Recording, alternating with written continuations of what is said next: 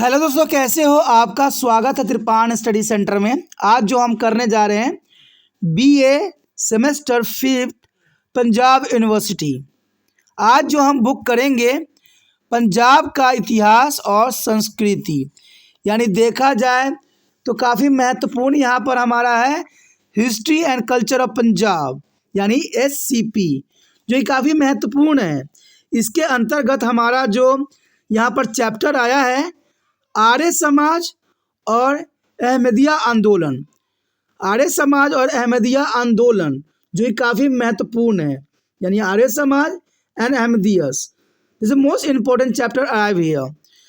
लेकिन chapter start करने से पहले आपको जो मैं एक बात हमेशा कहता हूँ, जिसको आपको सोचना भी चाहिए, विचार भी करना चाहिए और इवन अमल भी करना चाहिए, वो ये है कि जब भी वीडियो देखिए पूरा देखिए, क्योंकि अधूरा जानकारी सदैव खतरनाक होता है। साथ में एक इम्पोर्टेंट बात ये भी रहता है, अगर आप पहली बार वीडियो देख रहे हो तो लाइक शेयर सब्सक्राइब करना मत भूलना, क्योंकि दोस्तों लाइक कीजिएगा तो बनाने वाले का मनोबल बढ़ता है, सब्सक्राइब कीजिएगा तो इससे ये होता है कि जब भी मैं कोई वीडियो डालूंगा उसका नोटिफिकेशन आपको समय रहते मिल जाएगा। और देखिए शेयर का मतलब ये होता है कि आपके थ्रू ना जाने किन बच्चों को हेल्प मिल जाए, ये आप भी नहीं जानोगे, इसलिए जो है आप शेयर जरूर करो, ठीक है। व्हाट्सएप स्टेटस पे भी लगाओ। दोस्तों RNC सेंटर जो है कई मानने में बहुत से बच्चों के लिए हेल्पफुल है, चाहे वो 8th क्लास हो, 9th 10th 11th 12th हो, चाहे वो NIOS बोर्ड के बच्चे हों, ठीक है, चाहे BA MA के बच्चे हो, सभी क्लासों के लिए कुछ ना कुछ जो है त्रिपाण सेंटर में उपलब्ध है। तो इसलिए आपके लिए ज़रूरी है कि आप सब्सक्राइब करके इसको चैनल को जो है सेव कर लो, नहीं तो बाद में अगर रिसर्च करोगे तो शायद आपको ये चैनल प्राप्त ना हो। तो इसलिए सोचना नहीं, विचार नहीं करना है, सब्सक्राइब करके जो है अपने पास सेव करना है। दोस्तों ये तो बात था आपके लिए, लेकिन आप देखते हैं हमारा आज टॉपिक क्या है। आगे जो हमारे समक्ष आया है काफ़ी महत्वपूर्ण है, पंजाब में आर्य समाज के आंदोलन के उदय और विकास। काफ़ी महत्व रखेगा कि पंजाब में आर्य समाज के आंदोलन, उदय और विकास। अगर हम आगे बात करें आर्य समाज की स्थापना, तो ये काफ़ी महत्वपूर्ण रहेगा कि आर्य समाज की स्थापना 1875 ईस्वी में हुई। आर्य समाज आंदोलन की स्थापना स्वामी दयानंद सरस्वती द्वारा जो 1875 में मुंबई में की गई और 2 वर्ष पश्चात जून 1870 में लाहौर में इस संस्था का जो है दूसरा जन्म हुआ।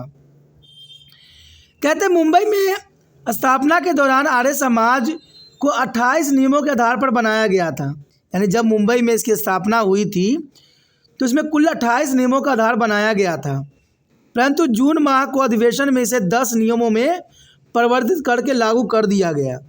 यानी स्टार्टिंग में इसमें 28 नियम थे, लेकिन बाद में आर्य समाज ने 10 नियमों को जो है अनुसरण करवाया। और आर्य समाज का जन्म मुंबई में हुआ था, परंतु पंजाब में यह प्रफुल्लित और प्रबलित हुआ।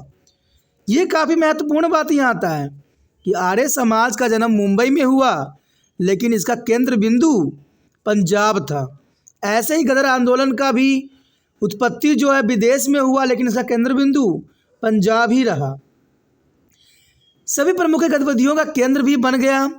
कहते हैं शीघ्र ही देश के सभी सूबों में इसकी शाखाएं फैल गई और स्वामी दयानंद जी का प्रेरणादायक संदेश जनता तक इसी संस्था द्वारा पहुंचाई गई। तो ये काफ़ी महत्वपूर्ण है। आगे अगर हम बात करें तो किनकी संस्थाएं कहाँ कहाँ पर थी, तो ये काफ़ी महत्वपूर्ण रहेगा। तो देखते हैं इनकी संस्थाएं कहाँ कहाँ पर थी। तो देखा जाए यहाँ पर, तो देखिए सबसे प्रथम लाहौर जो 1870 में बनाई गई, उसके बाद अमृतसर में जो 1870 में ही हुई, गुरदासपुर, रमापिंडी, झेलम गुजरात, मुल्तान, रुड़की, ये काफ़ी महत्वपूर्ण स्थान थे जहाँ पर आर्य समाज की जो है शाखाओं को बनाया गया, जो कि काफ़ी महत्व रखता है। आगे हमारे समक्ष आया है आर्य समाज का उद्देश्य। तो चलिए देखते हैं आर्य समाज का उद्देश्य क्या था। यहाँ पर जो हमारे समक्ष आया है आर्य समाज का उद्देश्य, कहते हैं आर्य समाज का लक्ष्य भारतीयों को जागरूक करना था। ये काफ़ी महत्वपूर्ण लगता है कि आर्य समाज का लक्ष्य भारतीयों को जागरूक करना था और वैदिक संस्कृति साहित्य जो हर प्रकार के ज्ञान का भंडार होता है, जो कि काफ़ी महत्वपूर्ण है।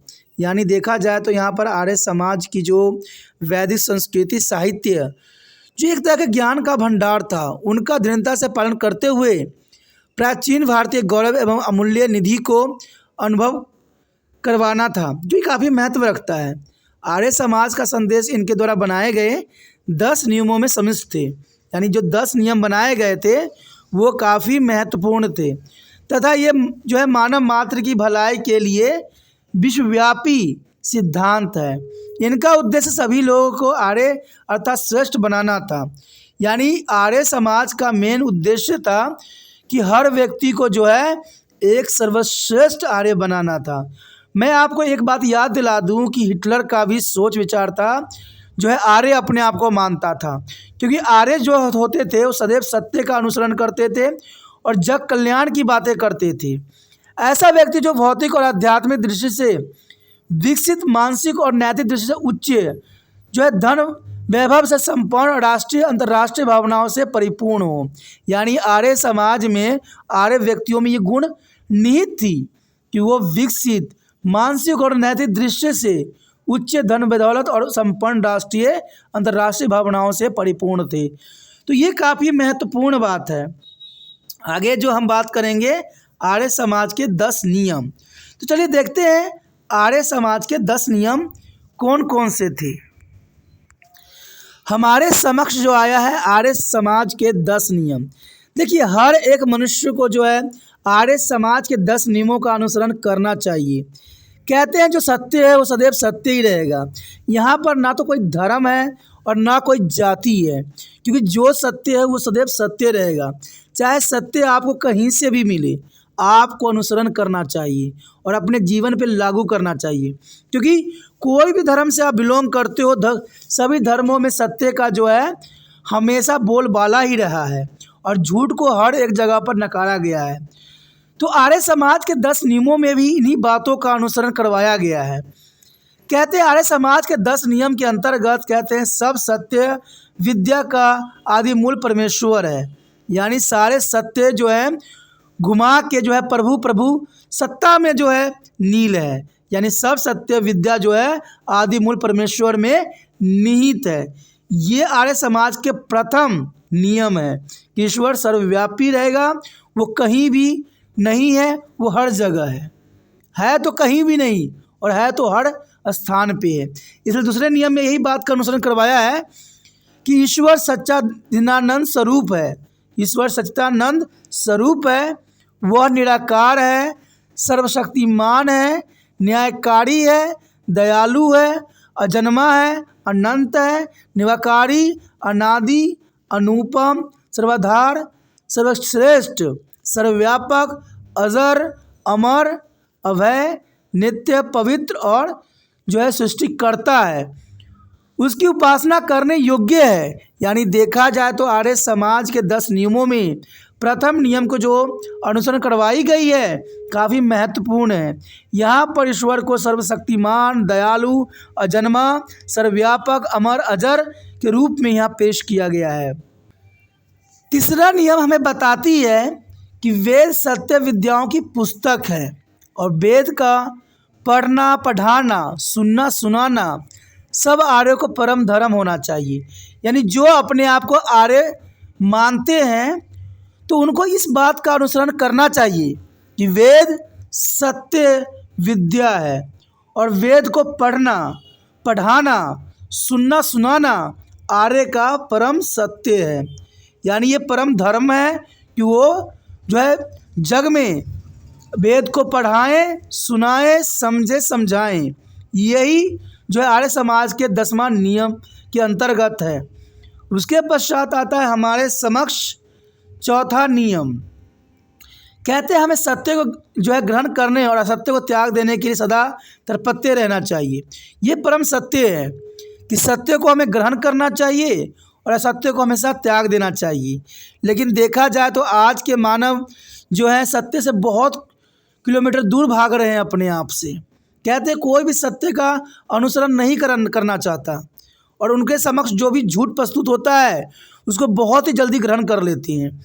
तो आर्य समाज का ये चौथा नियम है कि हमें सदैव ही सत्य ग्रहण करना चाहिए और असत्य को सदैव ही त्याग देना चाहिए। ये परम सत्य होना चाहिए।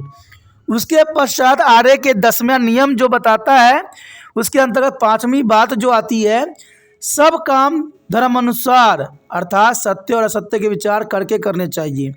यानी सब काम धर्म अनुसार अर्थात सत्य असत्य का विचार करके ही हमें करना चाहिए, क्योंकि कहते हैं धर्म जो है सदैव हमें अच्छी बात का अनुसरण कराता है।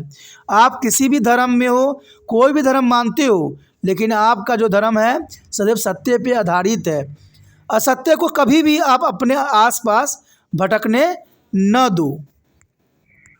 उसके पश्चात हमारे समक्ष आता है 6वां पॉइंट, जो कि आर्य समाज के 10वें नियम के अंतर्गत है।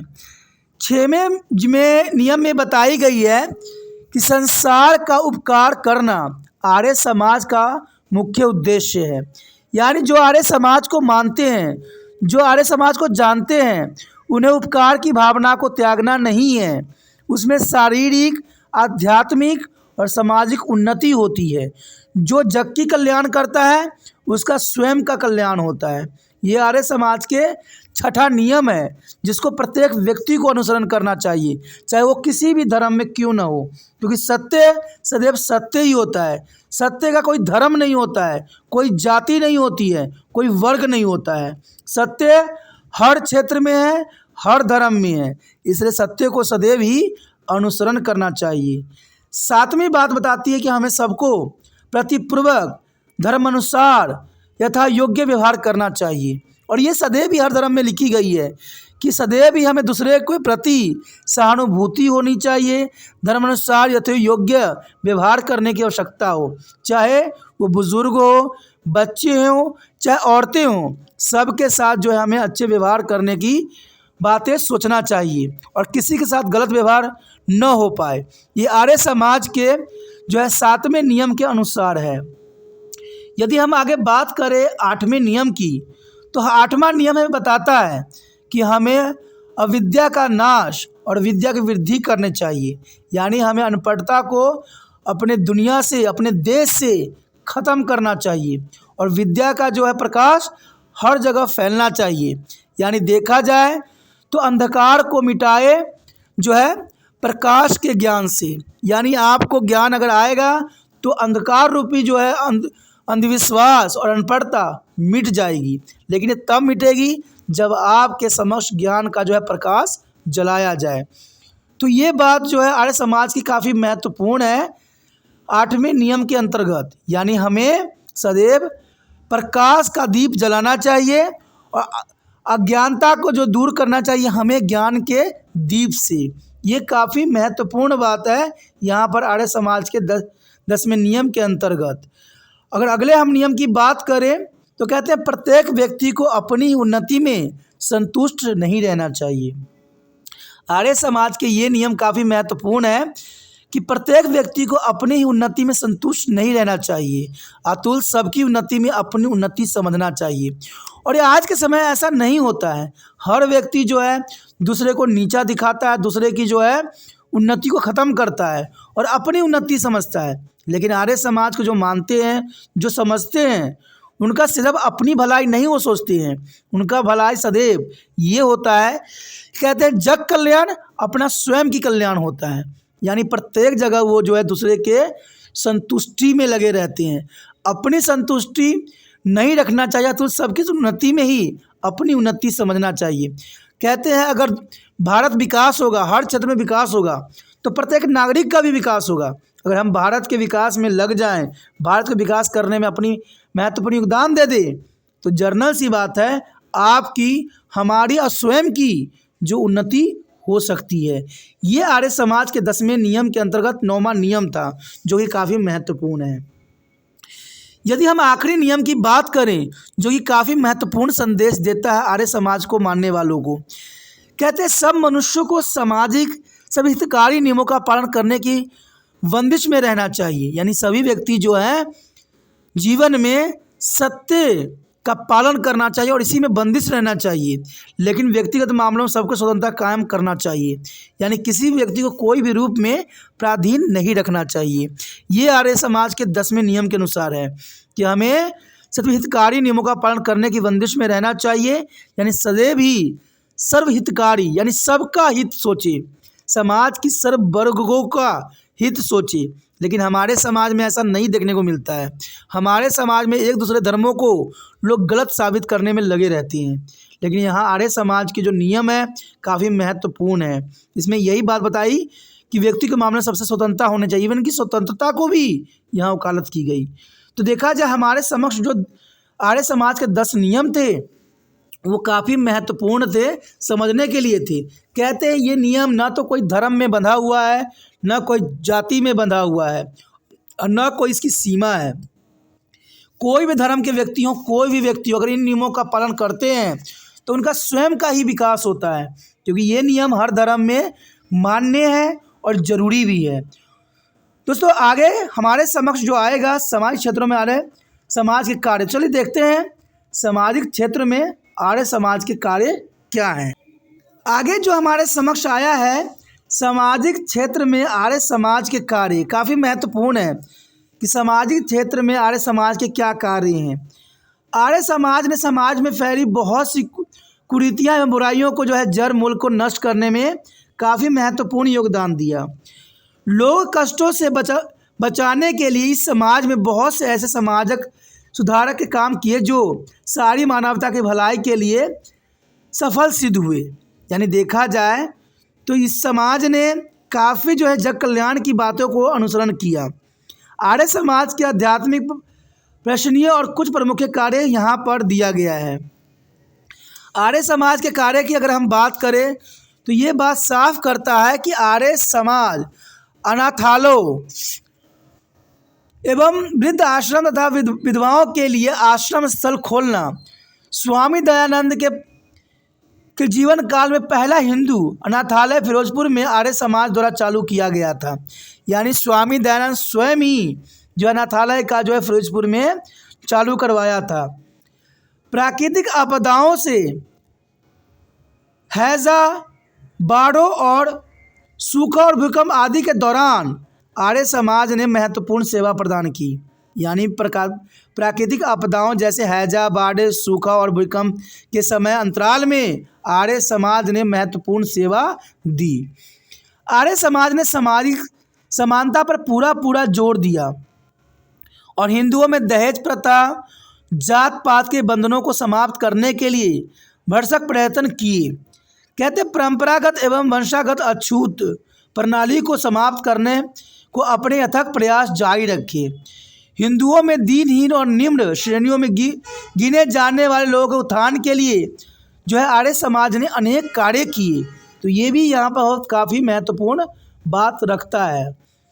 कहते हैं समाज में महिलाओं के स्तर को सुधारने के लिए आश्रमजनक काम भी किए। देखा जाए तो महिलाओं की जो है स्तर सुधारने में भी आर्य समाज का अपना काफ़ी महत्वपूर्ण योगदान था। कहते विवाह की आयु में वृद्धि कराना और आपका सराहनीय काम रहा।